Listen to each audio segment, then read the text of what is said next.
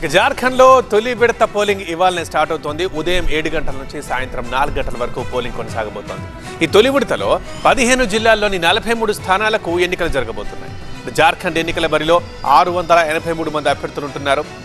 పూర్తిగా 15,344 పోలింగ్ కేంద్రాలను ఏర్పాటు చేసింది ఈసీ. ఇక సెరైకెలా స్థానం నుంచి బరిలో మాజీ సీఎం చంపై సోరెన్ ఉన్నారు.